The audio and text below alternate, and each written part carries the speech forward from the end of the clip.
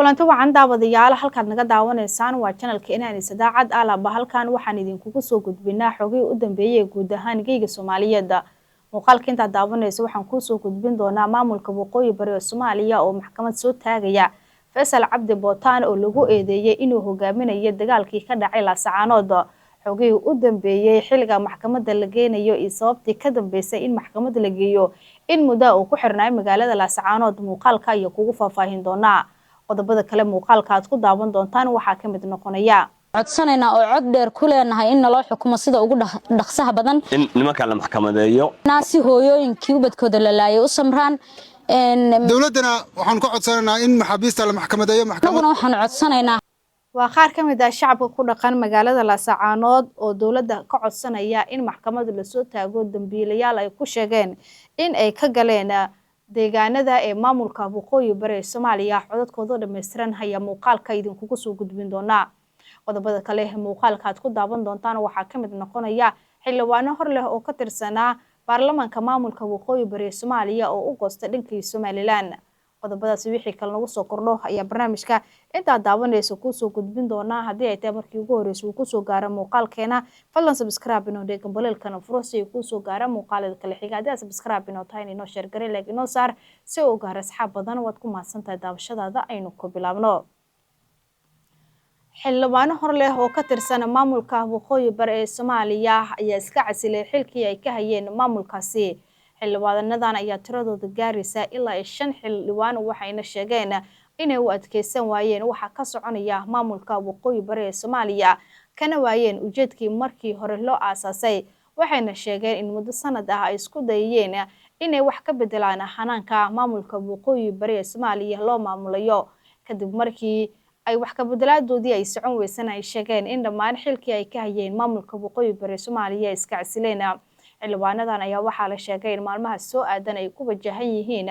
Somaliland gaar ahaan magaalada Hargeysa oo horey halkaasi soo dhaweyd diiran loogu sameeyay Fahimo Qojo oo ka tirsaneed golaha wakiilada ee maamulka waqooyi bari ee Soomaaliya dhinaca kalena golaha wakiilada maamulka waqooyi bari ee Soomaaliya ayaa maanta yeeshay shir degdeg ah iyagoona ku dhawaaqay xilka qaadista ee 5 xildhibaan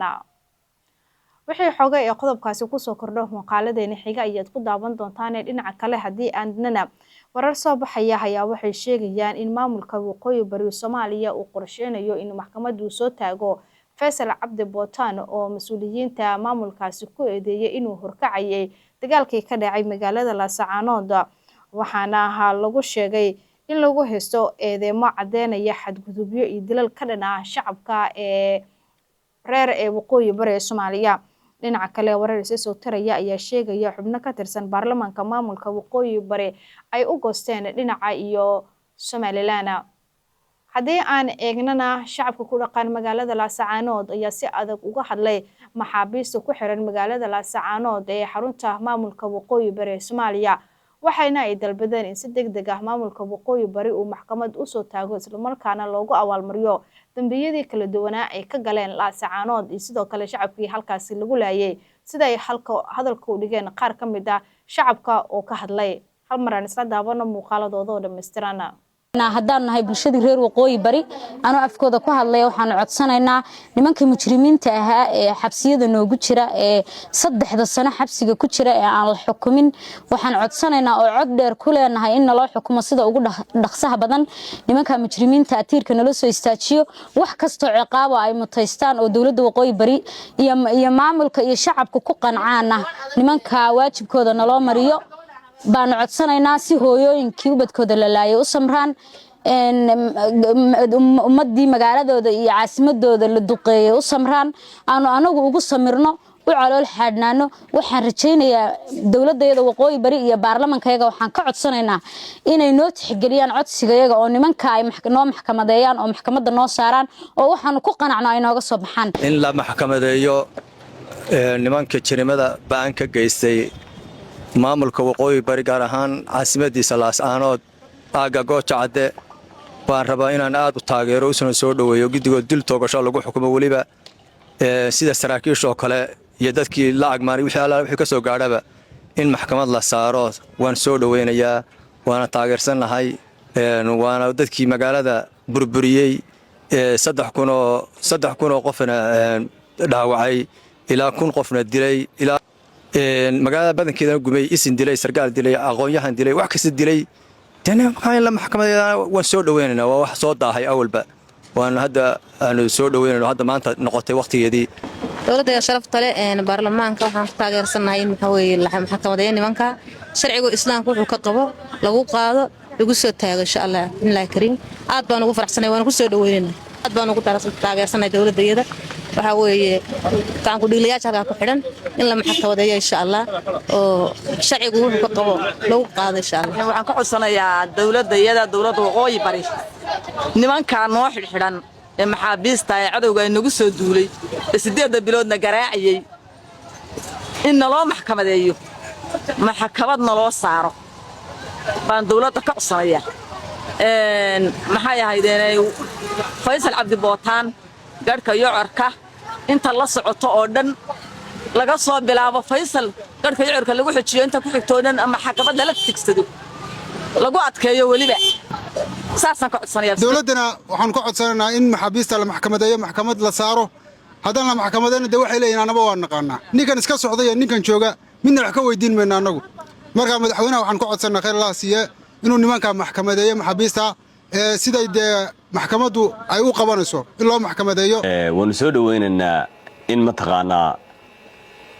la maxkamadeeyo nimankii 9 bilood maatada iyo duqeynta ka waday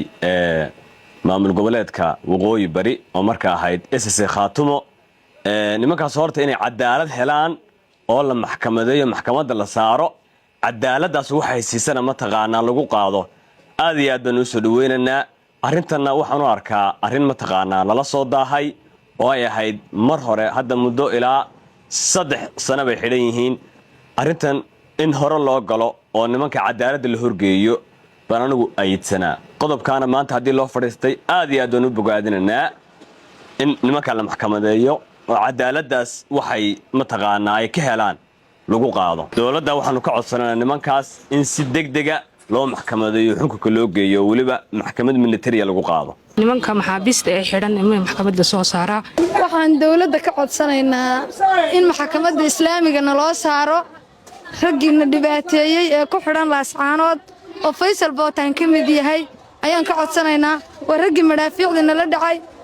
oo magaalada baabiyay oo intay nagu soo duuleen iyagoo cadow hadana ah bay madaafiic nagu garaaceen oo dalkayaga iyo dadkiiba laayeen marka waxaan ka codsanaynaa in loo maxkamadeeyo maxkamadda islaamiga sharciga loo mariyo maxaabiistu waxa weeye dawad kuwii dadka laayay dilaana waa la dilaa siisa wadil waan sharciga islaamka la mariyaa waxa ka qabaan haddaan nahay bulshada reer waqooyi bari anoo afkooda ku hadlay waxaan codsanaynaa nimanka mujrimiinta ahaa ee xabsiyada noogu jira ee 3 sano xabsiga ku jira ee aan la xukumin waxaan codsanaynaa oo cod dheer ku leenahay in loo xukumo sida ugu dhaqsaha badan nimanka mujrimiinta atiirka nala soo istaajiyo wax kasto ciqaabo ay mutaystaan oo dowladda waqooyi bari iyo maamulka iyo shacabka ku qancaan nimanka waajibkooda naloo mariyo baan codsanaynaa si hooyooyinkii ubadkooda la laayay u samraan ummadii magaaladooda iyo caasimadooda la duqeeyay u samraan aanu anagu ugu samirno u calool xaadnaano waxaan rajaynayaa dowladda waqooyi bari iyo baarlamankayaga waxaan ka codsanaynaa inay noo tixgeliyaan codsigayaga oo nimanka ay noo maxkamadeeyaan oo maxkamadda noo saaraan oo waxaanu ku qanacno ay nooga soo baxaan in la maxkamadeeyo nimanka jirimada baan ka geystay maamulka waqooyi bari gaar ahaan caasimadiisa laascaanood aaga gooja cadde baan rabaa inaan aad u taageero usana soo dhaweeyo guddigood dil toogasho lagu xukumo waliba sida saraakiisha oo kale iyo dadkii la agmaanay wixii ka soo gaadhaba in maxkamad la saaro waan soo dhaweynayaa waana taageersanahay waana dadkii magaalada burburiyey 3 kun oo qofna dhaawacay ilaa 1,000 qofna dilay ilaa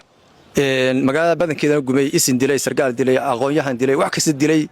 tan waxaan la maxkamadeena waan soo dhaweynaynaa waa wax soo daahay awalba waan hadda aanu soo dhaweynayno hadda maanta noqotay waqtigeedii dowladda sharafta leh baarlamaanka waxaan ku taageersanahay in waxa weeye la maxkamadeeyo nimanka sharciga islaamka wuxuu ka qabo lagu qaado lagu soo taago insha Allah in la kariim aad baan ugu faraxsanahay waan ku soo dhaweynaynaa aad baan ugu taageersanahay dowladda waxa weeye gacan ku dhiiglayaasha halkaa ku xidhan in la maxkamadeeyo insha allah oo sharcigu wuxuu ka qabo lagu qaado insha allah. waxaan ka codsanayaa dowladda waqooyi bari nimankaa noo xidhan ee maxaabiista ee cadowga inagu soo duulay ee 8 biloodna garaacayay in naloo maxkamadeeyo maxkamadna loo saaro baan dowladda ka codsanayaa. maxay ahaydeen Faysal Cabdi Bootaan garhka yocorka inta la socoto oo dhan laga soo bilaabo Faysal garhka yocorka lagu xijiyo inta ku xigtoodan ama maxkamadda la tigsado lagu adkeeyo waliba saasan ka codsanayaa. dowladana waxaan ka codsanaynaa in maxaabiista la maxkamadeeyo maxkamad la saaro haddana la maxkamadeena de waxay leeyihiin anaba waan naqaanaa ninkan iska socday iyo ninkan jooga midna wax ka weydiin mayna anagu marka madaxweynaha waxaan ka codsanaa khayr Allah siiye inuu nimanka maxkamadeeyo maxaabiista siday de maxkamaddu ay u qabanayso in loo maxkamadeeyo waanu soo dhaweynaynaa in mataqaanaa la maxkamadeeyo nimankii 9 bilood maatada iyo duqeynta ka waday maamul goboleedka waqooyi bari oo markaa ahayd SSC Khaatumo nimankaas horta inay cadaalad helaan oo la maxkamadeeyo maxkamadda la saaro cadaaladaas waxay siisana mataqaanaa lagu qaado aad iyo aad baan u soo dhaweynaynaa arrintanna waxaan u arkaa arrin mataqaanaa lala soo daahay oo ay ahayd mar hore hadda muddo ilaa 3 sano bay xidhan yihiin arrintan in hore loo galo oo nimanka cadaaladda la horgeeyo baan anigu ayidsanaa qodobkaana maanta haddii loo fadhiistay aad iyo aad baan u bogaadinaynaa in nimanka la maxkamadeeyo oo cadaaladaas waxay mataqaanaa ay ka helaan lagu qaado dowladda waxaanu ka codsanaynaa nimankaas in si degdega loo maxkamadeeyo xukunka loo geeyo waliba maxkamad military lagu qaado nimanka maxaabiista ee xidhan in maxkamadda soo saaraa waxaan dowladda ka codsanaynaa in maxkamadda islaamiga loo saaro raggiina dhibaateeyay ee ku xidhan laascaanood oo Faysal Bootaan ka mid yahay ayaan ka codsanaynaa waa raggii madaafiicda nala dhacay oo magaalada baabiyay oo intay nagu soo duuleen iyagoo cadow haddana ah bay madaafiic nagu garaaceen oo dalkayaga iyo dadkiiba laayeen marka waxaan ka codsanaynaa in loo maxkamadeeyo maxkamadda islaamiga sharciga naloo mariyo maxaabiistu waxa weeye kuwii dadka laayay dilaana waa la dilaasiisa waa dil waa in sharciga islaamka la mariyaa waxa ay ka qabaan sharciga la mariyaa dowladda waxaa ka codsanaa maxkamadda in la saaro. haddii aad daawatay muuqaalka dhamaysatay wixii aragti kaaga baxay inoogu reeb qaybta faalada haddii ay tahay markii ugu horeysay uu ku soo gaaro muuqaalkeena fadlan subscribe inoo dhig gambaleelkana furo si ay ku soo gaaraan muuqaalada kale xiga haddii aad subscribe inoo tahay inoo share garee like inoo saar si uu gaaro asxaab badan waad ku mahadsantahay daawashadaada.